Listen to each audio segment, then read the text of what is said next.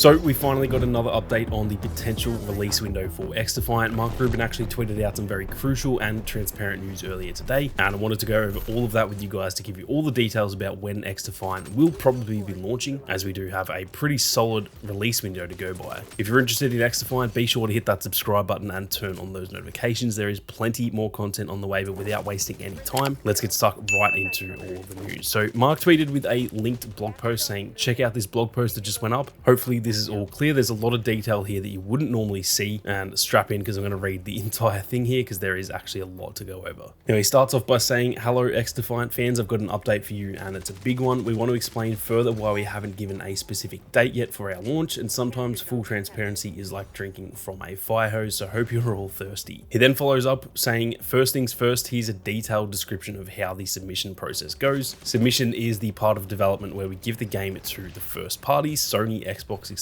to check that the game works correctly in their environments. To get to that, we have to self-test with internal QA compliance teams to try and find any issues that might get flagged in the submission process. Once we have fixed or completed all of the tasks that we think we need for the submission, we then spend about 2 to 3 weeks prepping and validating a CM, which in brackets is candidate master, that we think is the final version of the game for submission. It then goes through 1 week of heavy QA and compliance testing by several Ubisoft teams. If it passes, then it goes to the first parties to be certified for release. First parties take a week to get to their final report on the submission and give us a pass or not pass with a list of must fixes for the next submission. Also, to be clear, during this submission process, the QC team at Ubisoft, which stands for quality control, are putting the build through the ringer looking for functionality bugs, and another team at Ubisoft, divided up into PC, Sony and Xbox groups, are looking for compliance bugs. These are 2 different types of bugs. Functionality means, does this gameplay feature work as intended? For example, there's a bug where the damage from your weapon is altered after using a certain ability. This is not something the first parties will be looking for unless of course it prevents them from testing. Those are on us to find. Compliance bugs are the ones that relate to the systems and overall experience that the first parties expect from games on their platform. For example, are trophies being properly tracked? Is my friends list being properly updated with game status, etc.? Now, after we get a pass from all first parties, we're then ready to ship and need probably 1 to 2 weeks before launch, depending on the date of the pass. If we don't pass, then we need to spend about a month fixing the issues that came up from the submission and repeat the above process. He then follows up with, so where are we in this? At the end of July, we started this process and we got our first results back by mid-August, which was a not pass. We realized then we had more work related to compliance than we had anticipated. If it had passed, then we would have been able to ship at the end of August, but it didn't, and so we've spent the last 3 to 4 weeks fixing those issues and getting ready to do another submission. We're currently in the CM prep part of that process and will hopefully be submitting to first parties in a little less than 2 weeks. If that passes cleanly, then we could be looking at a mid to end of September release. There is, however, a likely scenario where we get a conditional pass, meaning we have to do a day 1 patch with some final fixes to ensure compliance. If we do need to do a day 1 patch, then that pushes our date to early or mid-October. So why no firm release date? If we were following the standard rules for game releases, we would have set a date far enough in advance with enough buffer to have a confident release date. However, like a lot of things with this game, we have not chosen the typical route. Having millions of people play a game long before it's ready is not normal. Not being afraid to show an unfinished game to millions of people with all its flaws is not normal. These were real tests and not just marketing events. So when it comes to when will we release, the real answer is as soon as we can, and we will continue to update you with more info when we have it. To conclude, we set out since the concept of this game to be more transparent with our community and to listen to our players and act on their feedback. We've even shown that we will add features in the middle of development based on player request. Map voting, which is now in, and an S&D-like mode that is coming later are 2 examples of this. We want this to be your game. I know that's a lot of info, so thank you for taking the time to read it all. I know it's been quite a journey to get to this point, and I want to thank every single person that has joined us along the way. We really can't wait to go live and share our passion and love for XDefiant with everyone. Hope to see you all soon in game.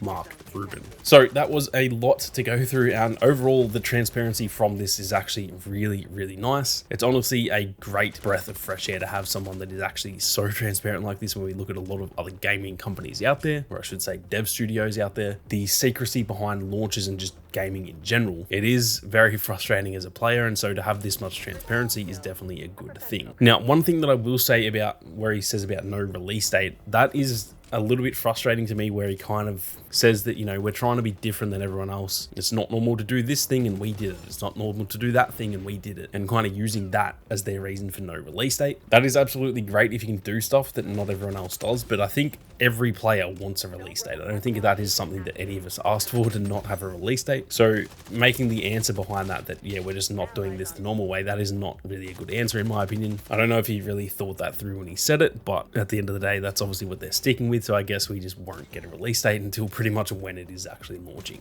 With that being said though, like I said, the overall transparency is great here. The fact that they're actually going through the whole process with us, even down to the fact that they actually straight up said that the first attempt was actually a not pass. I don't know why it's called a not pass rather than just a fail, but that's what they seem to call it in the gaming industry. The fact that they actually came out and said that is pretty damn honest of them. And to be honest, they didn't really need to say that. So the honesty and transparency is really, really good. And even though the whole release date sort of debacle and his explanation for it, that is definitely a little bit annoying to me. Outside of that, I think this whole thing was really, really good. So I guess the summary to take away from this is that he pretty much said, if it goes the way that we hope, we're looking at mid to end of September release, which is, you know, let's just say 2 weeks from now. Or if it fails and they have like a conditional pass, meaning they'll have to do a day one patch, then it's probably going to be early to mid October. Therefore, all but confirming the game will probably be here in about a month from now at the latest, maybe 5 weeks if you look at it that way. But we're currently about in the middle of September, and he said early to mid October. So pretty much within a month, unless something drastically goes wrong, we should be finally getting our hands on the game. The exception to that being, like I said, if they actually get another quote unquote not pass rather than a conditional pass, then it's going to take another 3 to 4 weeks, like he said, plus another couple of weeks for the submission process. So if they do have that scenario, we could be looking at another 6 weeks on top of where we already expect it to be, which would actually push it to like mid to late November. So if he's come out and said all this and then they actually,